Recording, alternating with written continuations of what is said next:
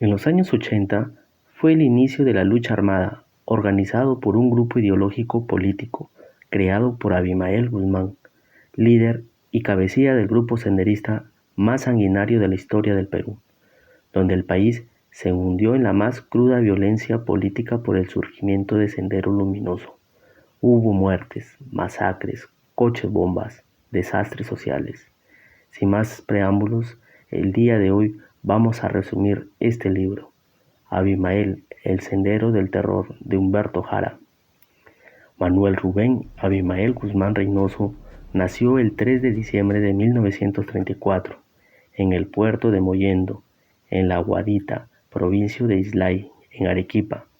Su madre, Berenice Reynoso Cervantes, una joven muchacha arequipeña de 24 años, alumbró un lunes a las 3 de la tarde, asistida por la comadrona Isabel Inca, en una casa de la calle Villegas, número 71, del barrio de La Guadita, en Mollendo. Su padre, Abimael Guzmán Silva, después de 12 días lo reconoció, según consta en la anotación que aparece en la partida. El señor Abimael Guzmán Silva era el contador de confianza de don Benito Núñez Álvarez, dueño de la hacienda El Arenal, El Boquerón y La Pascana. También se convirtió en un comerciante acomodado, con negocios de abarrotes, confecciones de telas, en la Valle del Tambo, en el puerto de Mollendo. Así obtuvo 4 hijos matrimoniales y otros 10 en distintas mujeres. Una de ellas, Berenice Reynoso Cervantes, una sencilla mollendina que había culminado con esfuerzo sus estudios escolares, a la cual conoció a los 22 años y convirtió en madre a los 24. En los primeros años, Abimael, padre, desatendió a su hijo, surgido del amor ocasional, pero después ubicó a Berenice como empleada en uno de sus negocios en el cercano puerto de Mollendo, y así Abimael hijo pudo asistir a la única escuelita de la ciudad, cerca del hospital, en la avenida Iquitos. Esa maestra, cuyo nombre nadie tiene registrado, lo adiestró en la lectura, escritura y en el arte de la caligrafía. En 1949, cuando tenía 6 años, inició el que sería el primero de varios viajes de abandono. Su madre se embarcó con él en el tren que cubría la ruta Mollendo-Arequipa y luego a la ciudad de Sicuaní, provincia de Canchis, en Cusco. Su madre viajó a Sicuaní por las promesas de un palestino que conoció en el puerto de Mollendo. La relación de Berenice Reynoso y el comerciante comenzó a tener problemas por la presencia del niño. Ese comerciante árabe, que nadie supo su nombre, nunca aceptó a Berenice tenga un hijo, dando lugar el anuncio de un nuevo viaje para el niño Abimael. En 1942, cuando Abimael Guzmán Reynoso tenía 8 años, partieron a Sicuaní hacia Arequipa, y de esta ciudad, a bordo de un ómnibus, tardaron 3 días a llegar al puerto de Chimbote. Ahí vivía su abuelo. Su madre, Berenice, lo acompañó apenas un par de meses. Luego ella regresó a Sicuaní a retornar su relación con el comerciante árabe. Abandonó a su hijo. Esa fue la última vez que volvió a verla. Cuando Abimael Guzmán tenía 20 años se enteró de su muerte. En Chimbote se dedicó a arreglar relojes. Nadie se ocupó de matricularlo en algún colegio. Estuvo así casi 2 años en el puerto pesquero y nuevamente, sin preguntas, tuvo que enfrentarse a una nueva y obligada excursión. En 1944, cuando Abimael Guzmán tenía 10 años, viajó al Callao a vivir a la familia de un hermano de su mamá. En ese año reinició sus estudios en el Instituto Educativo número 5006 Alberto Secada Sotomayor. En 1948 lo cambiaron al Colegio Nacional 2 de Mayo. En 1949 le invadió un dolor repentino, lo acomodaron en un taxi y en el hospital público Daniel Alcides Carrión le salvaron la vida con una operación de urgencia por un apéndice que se había explotado para convertirse en una peritonitis fatal. Había cumplido 15 años. Entonces, una prima de su padre, conmovida por su precaria situación, intercedió para que el muchacho sea recibido en Arequipa. Es así que una noche de febrero de 1949, el muchacho partió desde el Callao hacia Arequipa. Tuvo que pasar una década y media para conocer a su padre, y ahí vivió con su madrastra Laura Jorquera Gómez. Era chilena. Siempre lo trató bien. Fue tan compasiva que adoptó a los hijos que su esposo tuvo con otras mujeres. En esa casa vivían con los 4 hijos legítimos y 5 producto de amores fugaces. La familia entera vivió siempre en la amplia casona de la calle Ejercicios 307. En 1952 acabó el colegio La Salle a los 18 años. Abimael cuenta que con sus hermanos estudiaba mucho y su tiempo lo invertía en lecturas de libros de todo tipo, especialmente en obras clásicas y novelas. Le confiesa a su madrastra que quería postular a la escuela de infantería del ejército. Al final optó por estudiar Derecho. En 1952 ingresó a la Universidad Nacional San Agustín de Arequipa. Logró convertirse en delegado estudiantil de la Facultad de Letras ante la Federación Universitaria.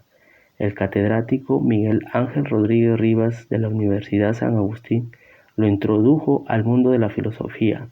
Por esta razón que luego de obtener el grado de bachillerato en leyes presentando la tesis El Estado Democrático Burgués, se matriculó en la diminuta Facultad de Filosofía. Su promoción tuvo apenas 3 alumnos, él y 2 compañeras. En filosofía se graduó con una tesis de título acerca de la teoría kantiana del espacio. Al concluir sus estudios, Abimael Guzmán encontró una plaza en el estudio del abogado Julio Gómez de la Torre, pero renunció rápido. Luego, con el apoyo de su maestro Rodríguez Rivas, lo ubicó en el plantel de profesores de la Facultad de Letras de la UNSA. En 1952, cuando tenía 28 años, perdió el empleo por participar en las luchas de la Facultad de Sociología. Se despidió de su madrastra Laura Jorquera Gómez para postular en Ayacucho a la Universidad San Cristóbal de Huamanga. Fue aceptado como catedrático de Historia de la Filosofía. Se hizo muy amigo del rector de la Universidad de Huamanga, Efraín Moro Teveix, donde le envió a ocupar el cargo de director del ciclo de estudios generales. Luego fue jefe del personal. Abimael consideraba a Moro Teveix como el padre que siempre quiso tener. Ahí en la Universidad de Huamanga creó una célula, un grupo juvenil de nombre Fracción Roja. Ahí hacían reuniones sobre las teorías marxistas. Es ahí donde conoció a su alumna de la Facultad de Educación, Augusta Deyanira Latorre Carrasco. Ella nació en Huanta el 29 de agosto de 1945 y a los 18 años ya tenía definida su opción política hacia el comunismo. Se casó con ella el 3 de febrero de 1964 cuando tenía 19 años y él 31. Fue su primera esposa. Al año siguiente, a Augusta Latorre le detectaron ovarios infantiles y no podía tener hijos. Es así que dejó sus estudios para fundar Sendero Luminoso. Creó el movimiento femenino popular. Luego pasó a ser Socorro Rojo y en 1985 empezó a operar en Lima como Socorro Popular. En 1965, Abimael y su esposa viajaron a China, en Pekín, sede del presidente Mao Zedong, centro de la Revolución Proletaria Mundial. Llevó cursos de teoría política y cursos militares. Aprendió el uso de explosivos. Duró 6 meses los cursos en Pekín. Antes de viajar en China, era marxista. Después de llevar 6 meses cursos en China, se volvió fanático de Mao Zedong por todo lo aprendido allá. Cuando regresó de China, Abimael se asumió como el líder natural del Partido Comunista Peruano. Prometía llevar al Perú por un luminoso sendero, y así nació el famoso o el infame Sendero Luminoso. En 1973, a Abimael le pareció psoriasis en la pierna derecha. Lo hacía tener un caminar bastante peculiar. Le decían sobaco ilustrado porque siempre tenía un libro bajo el brazo. En 1974, a Abimael Guzmán le diagnosticaron policitemia. Por esta razón que lo impedía hacer su labor en el campo. En 1975, Augusta desarrolló su primera convención nacional y otros 4 eventos. En 1978 se realizó un evento para aprobar el esquema del inicio de la lucha armada. A partir de los 80 se convirtieron en una organización aterradora. Los problemas que enfrentaban se resolvían como Abimael lo aprendió en China, con muy pocos recursos y mucho compromiso y entrega. Por ejemplo, no compraban armas, preferían matar con sus propias manos, con técnicas semisalvajes, asaltaban cárceles, se enfrentaban a policías locales en las plazas públicas, masacraban a machetazos, retaban al ejército para ver quién de los dos era más genocida. Augusta Deyanira Latorre Carrasco, más que la esposa de Abimael Guzmán, fue la protagonista fundamental para que Sendero Luminoso surgiera. Ella era militante comunista desde los 17 años. Fue ella quien bautizó como Camarada Álvaro. Ella asumió como su alias de militante el de Camarada Nora. Según Abimael, escogieron esos nombres en relación a los personajes de la hora 25 de la novela de Virgil Gerdau. La historia está ambientada en la Segunda Guerra Mundial y cuenta los pesares de los europeos. Luego, como líder de Sendero Luminoso, Abimael lo cambió por Camarada Gonzalo. La camarada Nora practicaba y sabía quechua. El periodista Carlos Valdés explica lo siguiente: era una mujer con carisma y eso se necesita para convencer a la gente. Además tenía 2 cosas fundamentales que Guzmán no tenía: sabía quechua y conocía la identidad local. Si no sabes el idioma ni cómo piensa la gente de la región, ¿cómo convences para una revolución? ¿Cómo te acercas al campesino si no sabes sus costumbres y su manera de pensar, y tampoco sabes cómo hablarle? En 1985, centró sus acciones en Lima, dando a conocer en directo la furia terrorista. El 24 de abril de 1985 dejaron herido al presidente del Jurado Nacional de Elecciones. El 7 de junio de 1985 explotó su primer coche bomba cerca de la Casa de Gobierno y la del Palacio de Justicia durante la visita del presidente argentino Paul Alfonsín. La joven pareja idealista estaba convencida que su sueño comunista debía iniciarse usando la fuerza y la violencia, primero en el campo y después en las ciudades. Fue Augusta la autora de la frase "Pensamiento Gonzalo". Le enseñó a Abimael a defender y aplicar la inexistente "Pensamiento Gonzalo" para ilusionar a las masas. Solo es un eslogan. Carecía de doctrina. Dicho sea de paso, el pensamiento Gonzalo es gas apestoso, nunca se fundamenta en las 2 tesis de Guzmán, ni mucho menos hay una idea revolucionaria en el sentido estricto de la palabra. Fue la camarada Nora la que se encargó de crecer esa popularidad y creer ese mito que invadió la conciencia de todo el Perú. Esa bestia cachetona no es un mito, es un nicho expirado, y luchemos para que el pensamiento de él y de su esposa Augusta Latorre acabe como ellos. Pocos días después, otra mujer se integró a ellos. Su nombre era Elena Iparraguirre. Ya juntos, ellos 3 ordenaron el inicio de una lucha armada y terrorista que enloqueció al Perú. En medio de esa triste violencia que se daba por todo el país, inició un momento trascendente para el movimiento, y el 14 de noviembre de 1988 murió Augusto Deyanira Latorre Carrasco, la implacable camarada Nora, de la forma más misteriosa posible.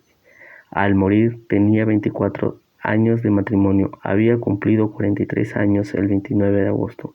Nunca se descubrieron las causas de su fallecimiento, ni mucho menos encontraron su cuerpo. Lo que sí se sabe que fue una mujer muy popular entre los campesinos, los indígenas y los proletariados. También sabemos que sin ella, Abimael solo habría sido un teórico y quizás lo más importante, sería imposible imaginar la existencia de Sendero Luminoso. Sin su presencia y carisma, Abimael, totalmente ebrio, inicia un discurso donde afirma que la camarada Nora, su esposa, prefirió aniquilar su vida antes de golpear al partido. A ser capaces de aniquilar su propia vida,